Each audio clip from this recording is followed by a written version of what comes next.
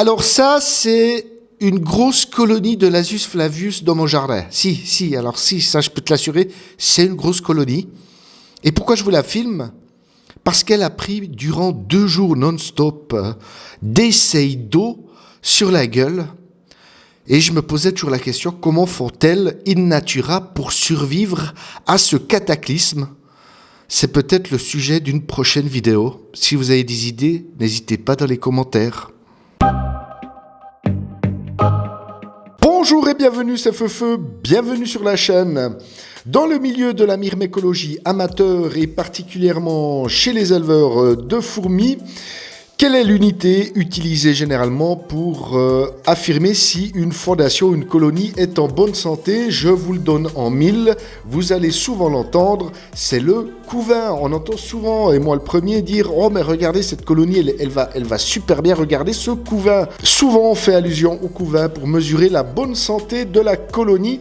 Donc moi je vous propose dans cette vidéo de faire le tour complet des couvains de la Formicarum. C'est parti.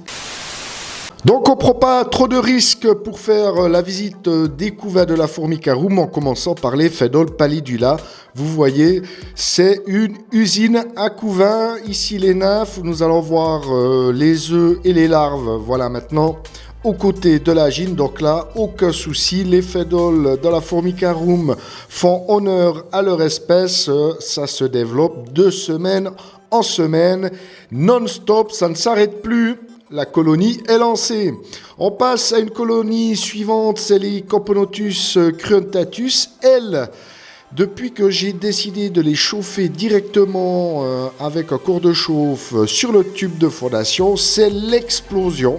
Donc voilà, petit conseil et astuce de Feufeu, si vous avez des cruentatus, n'hésitez pas à les chauffer, elles vont adorer ça. Alors bien sûr, hein, je dis chauffer, pas non plus les cuire. Personnellement, c'est 23 degrés la nuit et la journée, ça monte à 26 degrés. Et depuis que je fais ça, eh bien, cette fondation, c'est déjà maintenant une petite colonie. Hein. Il y a bien 25-30 ouvrières aujourd'hui. Donc tout va très bien avec les Cruentatus. C'est l'un des plus gros couvains de la Formicarum au niveau, bien sûr, au niveau des Coponotus. Soyons toujours dans des valeurs sûres. Colonie suivante qui se porte très très bien également, ce sont les Coponotus nicobarensis. Par contre, si le couvain est bien là, j'avoue être un peu déçu. Je m'attendais à quelque chose de plus énorme avec les nicobarensis.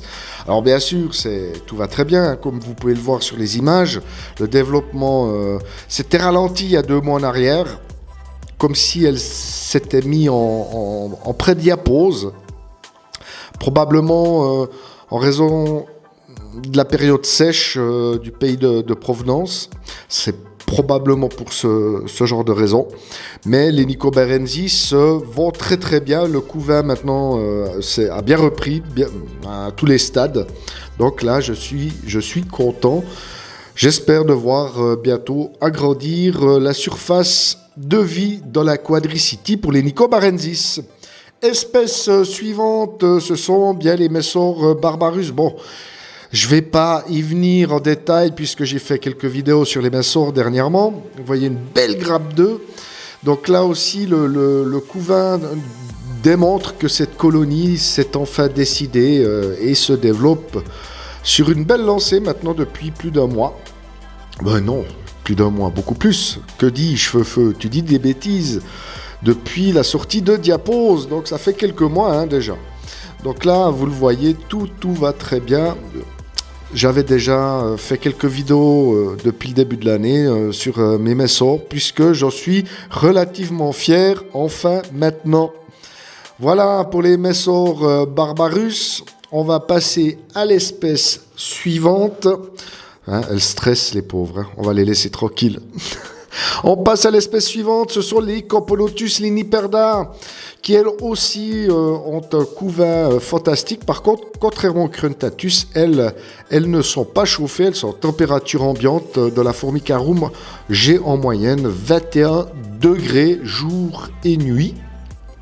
La température est relativement stable de la Formicarum et ça a l'air de plaire particulièrement au Camponotus liniperda.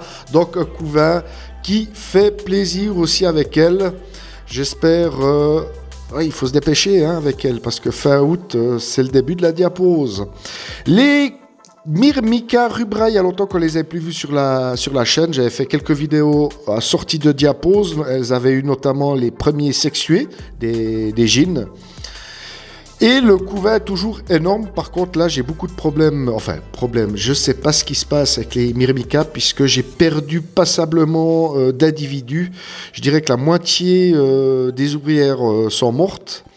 Le couvain, lui, ne semble plus être nourri. En tout cas, la majorité du couvain ne semble plus être nourri. Je ne sais pas ce qui s'est passé. Je vois que maintenant, certaines zones du couvain ont repris le développement. Donc, ça me donne un peu d'espérance. Elles n'ont pas l'air d'avoir un comportement bizarre. C'est vraiment une énigme pour moi, les Myrmica, ces 2 derniers mois. Donc, à voir, vu que le développement reprend, le couvain est toujours là, il est énorme. Donc, ça me donne des bonnes bases pour redonner un coup de fouet à cette colonie. Je ferai une vidéo sur elle prochainement. Les Camponotus turkestanus, elle, alors c'est la force tranquille, le couvain. Alors, c'est pas un couvain démesuré, mais il est là, il est toujours là pour me rassurer. Donc, non, ici, tout va très très bien, mais alors c'est très lent. J'ai eu quelques naissances, pas énormes. C'est difficile de savoir si elles se portent bien, puisque lorsque je donne de la nourriture, eh bien elles attendent surtout la pénombre et donc la nuit pour aller se nourrir. Donc c'est difficile de les observer et de voir si tout se passe bien. Mais encore une fois, le couvain est là pour démontrer que cette colonie est en bonne santé et qu'elle a encore aujourd'hui un bel avenir devant elle. C'est pas évident avec les Turkestanus, rien n'est gagné, mais pour le moment, je touche du bois. On va passer à la dernière espèce, ce sont bien évidemment Melasius niger, qui elles sont les championnes du couvain. C'est énorme. J'attends la Quadricity que je n'ai toujours pas reçue pour les déménager. Elles sont en train de me défoncer le nid et elles ont quasi plus de place pour mettre le couvain. Les ouvrières ont carrément, pour certaines, emménagé dans le pont, vous savez, entre les deux aires de chasse. Donc là, c'est l'explosion totale depuis 2 ans avec cette colonie. Et le couvain fait honneur à la gine, apparemment, puisque cette gine, c'est l'une de mes plus prolifiques. Donc voilà, les Lasius niger, toujours au taquet, ça ne change pas d'année en année.